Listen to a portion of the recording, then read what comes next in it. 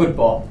It's what brings our school together on Saturdays, as you see in front of me, what brings the entire country together on Sundays. It is truly one of America's greatest pastimes. Whether you yourself have never even played the sport before, one simply cannot get away from it in our society today. However, the public opinion on the sport has begun to change in recent years. The reason being, concussions. A concussion, for those that may not know, is a traumatic brain injury that affects the way your brain functions. Due to this link found between concussions and football, the discovery of CTE, and the increased number of ex-NFL player suicides, the positive outlook on the sport is no longer what it once was.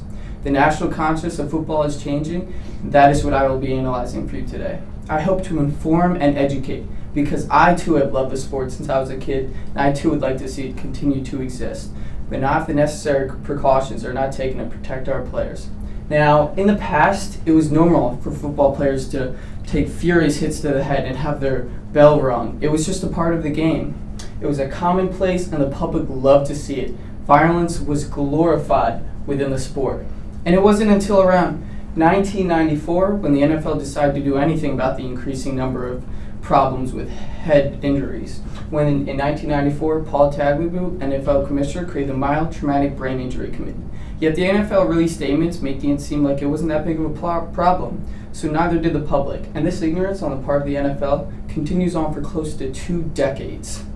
So the public wasn't really paying attention until around 2002 when former Steeler Mike Webster committed suicide, and after his death, Dr. Bennett O'Malley performed an autopsy on Webster's brain and discovered a disease that resembled that of dementia never before seen in football players.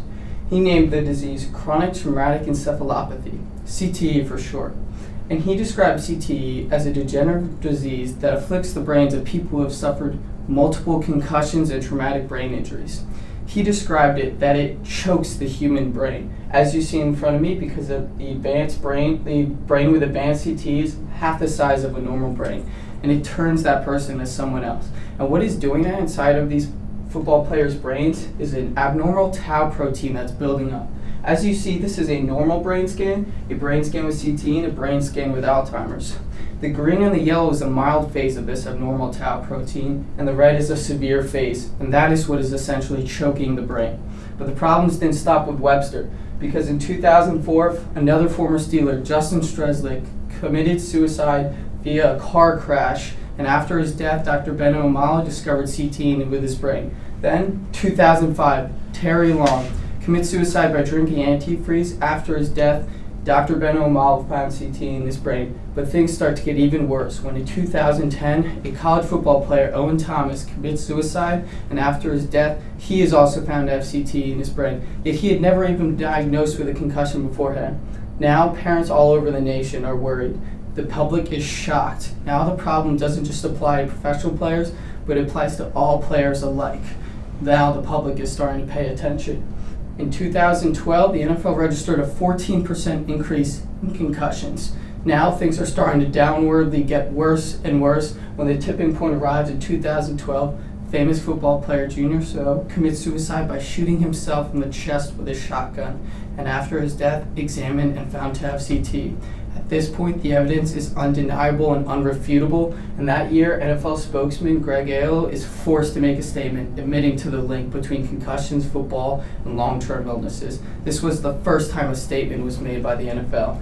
Thus, the paradigm shift within the public view has occurred, and now polls find that vast majority of Americans say football teams need to do more to protect their players, and that the Americans are widely aware of the deadly health problems facing these players, which became the focus of the movie Concussion that came out last year with Will Smith. On top of this, Americans also think that aggressive tackles need to be limited. 79% believe that has to be limited in youth football, and 3 out of 5 people for professional football. Thus, the view of football as being all things tough and brutal no longer stands. Now, Americans want to see a different game, a game with regulations and restrictions that protect our players and return the focus to being on skill. Thus, what will the game look like in 10 years? I can't tell you, but I can surely tell you that we are viewing the game in a different light today.